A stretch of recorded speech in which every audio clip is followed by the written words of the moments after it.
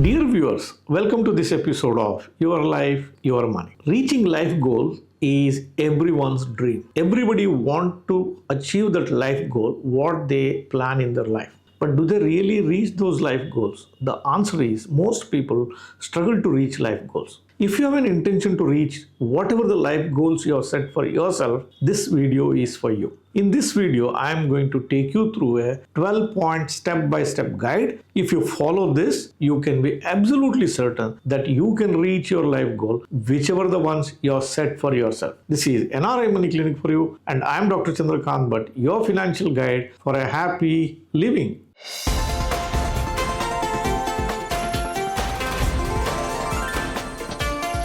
NRI Money Clinic. No hype, just the right advice. Now let us look at these 12 steps one by one. Step number 1. List all the life goals you want to achieve. Your retirement planning, emergency funds, car you want to buy, education funding, charities, whatever the life goal that comes in your mind, start writing down on a piece of paper. Step 2. When you want to achieve this. Now, after you have listed all the life goals that you want to achieve, write against each of these life goals how many years are left. Let us say it is 2050 or 2040. If it is a retirement goal, you consider your age at 60 to be the time when you want to achieve this goal. If you are an youngster who is watching this video, don't get carried away by that lofty ideas put in front of you, fire movement, I should retire in next 10 years, 15 years. These are not workable targets. So better for the beginning, you consider you retire at 60 years and compute how many years of time you still have to achieve this particular goal. For each and every life goal, you calculate how many years are left for you to achieve that goal. Step 3. Classify these life goals into two sets, your needs and your wants. Now that you have identified the life goals and you know the time that is available for you to reach the goals, classify these life goals into two sets, your needs and your wants. What are your needs? Building a retirement corpus is your need. Setting up an education fund or having certain amount of money when your children go to college is a need. Constructing a house of your own is a need. Buying a BMW car can't be your need. It could be your want. Setting up a charity is not a need. It could be a want. Going around the globe is not a need. It's a want. So you just imagine, if I don't achieve that life goal, is there anything basic that I will lose? Whatever is your basics, without which you can't have a decent enough life, should be categorized as needs, and the remaining ones should come under the group wants. Step number 4. Classify these life goals depending on the tenure that you have to achieve them as short-term, medium-term, and long-term goals. If any of these life goal has to be achieved in within 3 years, classify them as short-term life goals. If you have to achieve these life goals anywhere from 4th year to 10th year, classify them as medium-term. If your life goals have more than 10 years time available for you to achieve, classify them as long-term goals. Step number 5. List all the income that you have and calculate on a yearly basis. Now let us move to another area now. Now it's the time you put your income and expense statement. On one side of the paper, you calculate what is the income that you get in a year's time. What is the salary you get? What is the bonus you are likely to get? What is the interest income you will have? What is the dividend income you are likely to get? Do you have a rental income? Do you have any other source of income? List all the income that you have and calculate on a yearly basis. On the other side, you list all your expenses. What is your living expenses? Your food, clothing, your electricity bills, car petrol, vehicle petrol, school fees of children, all these essential expenses and all the expenses which you normally do, list them all. When you put this income and expense statement, you have to follow certain rules there. When it comes to question of income, you realize this income on a conservative basis. What I mean to say is, if you are getting a salary, you know this is the salary you are going to get. Put the actuals. But if you are getting a performance bonus and you have a last 3 years average on that, or you feel that this year bonus may not come to you. So take the most conservative estimate which you feel you will not miss. Likewise, if you are getting rentals, probably you have to spend some money on taxation, probably you have to spend some money on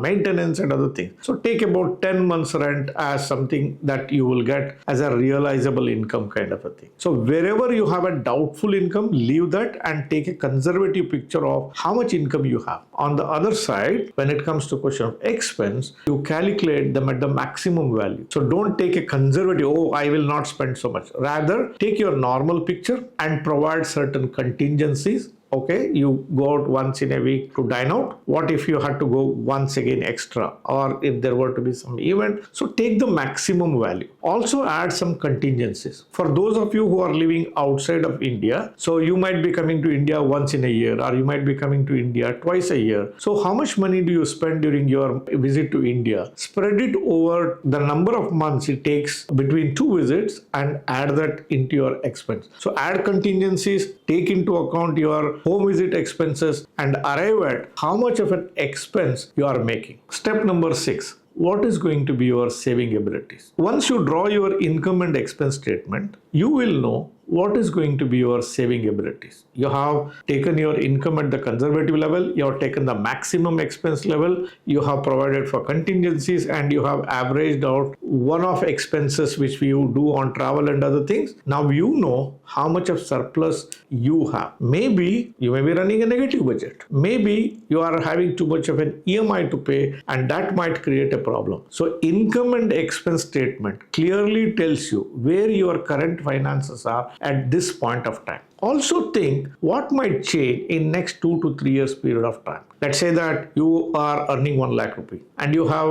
a spending budget of about 70,000 rupees. 30,000 rupees you are able to save right now, and see what might change in next 2 to 3 years. Let's say that you have a personal loan for which you are paying 15,000 rupees every month, and this loan gets over in next 15 months. So you understand that there is going to be another 15,000 which you can add to your saving once you complete this EMI. So look into what changes in next 2 to 3 years. Likewise, you could be due for a promotion. Likewise, you could be thinking about changing a job and you may have another employment order with you. So figure out what might change in next 2 to 3 years and write down. Step number 7. Will I work with a financial planner or will I be a do-it-yourself investor?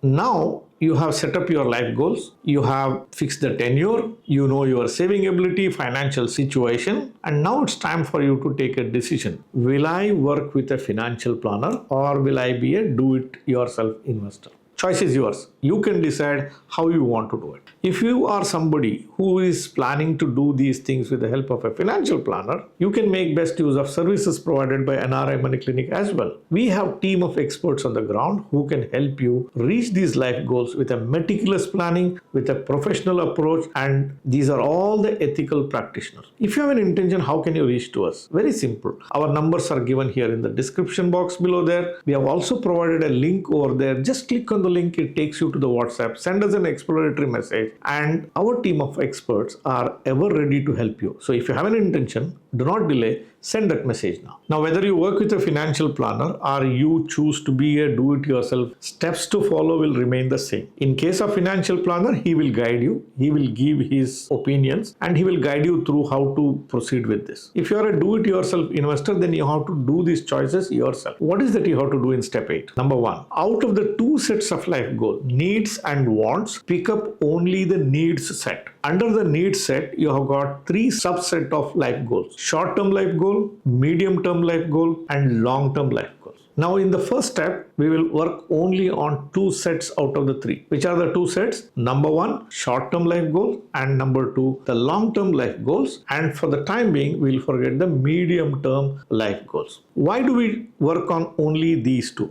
Number 1, short-term. You just don't have time. If your son or daughter has to be admitted to a college, it happens in next 1 year, 2 years, 3 years, because it's a short term. It just cannot wait. You have to organize money and you don't have time. So you have to allocate maximum amount of money to reach your short term life goal. Why work on long term life goal? because long term is a collection of several short terms. When you're working on a long term life goals in the beginning itself, the amount of money that is required to be segregated for achieving that life goal will come down. Why it happens? Very simple, because when it's a long term, you have time which is working in favor of you. You can make best use of this time to create wealth by compounding. So the required amount of money that is required to reach this life goal comes down. So with a small amounts of money, with the help of the time, you can achieve life goals. So allocate maximum for the short term, compartmentalize your long-term life goals, allocate smaller amount of money. Don't get carried away by what's your retirement number, you have to put so much. No, nothing of that thing is required. Let's keep it very simple. Create a compartment, put some money into it, put a wealth creation strategy into it. That means the money should be exposed to mutual funds, stock markets, or any of the derivatives of stock market. A ULIP could be fine, a mutual fund could be fine, ETFs are fine, index funds are fine, AIF is fine, anything is fine. It should be a wealth creation strategy when it comes to question of reaching your life goals. Whereas in case of a short-term life goals, you cannot go for wealth creation strategy. You can't say that we are in a bull market, so I'll commit this money into the stock market. Markets are very volatile. They can move up, they can come down. To achieve your short-term life goal, you should choose such instruments which are not volatile in nature. An FD could be fine, a bond which will not default could be fine, debt funds of the mutual fund could be fine, a conservative hybrid mutual fund could be fine. Anything is fine which should not be volatile, where your principal should not be at risk. That is fine. What shall we do with the medium-term life goals? Look, once you're done with your short-term life goals, the medium-term life goal that you have, that is 4th year to 10th year, will come closer by so many number of years. Once you're done with the short-term life goals, achieving them, you can now focus on the medium-term life goals, which could have become short-term life goals by that time. That's perfectly possible. So that gives you an option. So the way to go is attend to short-term life goal, give maximum allocation there, give smaller allocation, attend to long-term life goal, create a compartment, apply wealth creation strategy.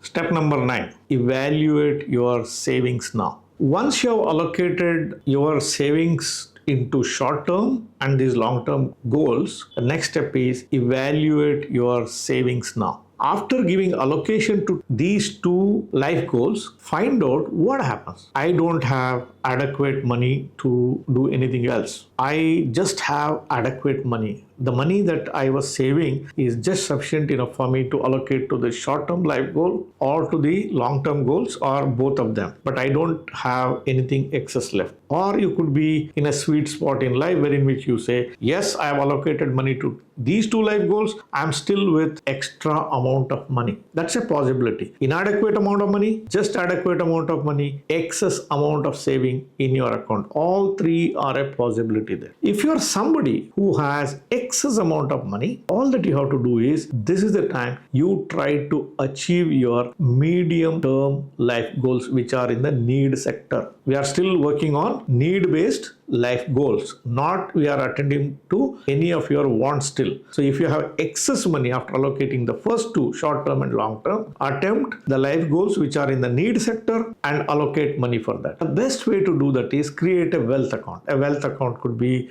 a mutual fund account, it could be stocks, it could be ETFs, it could be index fund, anything is fine depending on where your comfort is. Create a wealth account, this excess money, put into it and employ a hybrid strategy. Why hybrid strategy? Because this is not a long-term goal. Don't go for a pure wealth creation strategy. Have something in the debt segment, have something in the wealth creation segment. Employ a multi-sector or a multi-asset strategy or a hybrid strategy to achieve this medium-term goal. Now, if you have so much of a savings, you have allocated money for short term, long term and medium term. Till if you are left with the extra amount of savings, that is the time look into how you can reach your life goals which are categorized as wants. Till such time, do not attempt giving any allocation towards achieving your wants. Step number 11. this is the time you should put constant efforts to increase your income. You may be having adequate amount of money, inadequate amount of money, or you may have excessive savings. All three category of people have to do one thing now. That is, you are working career, you are in an earning phase of life. This is the time you should put constant efforts to increase your income. How to increase the income? Please do not trade in forex. Please do not trade in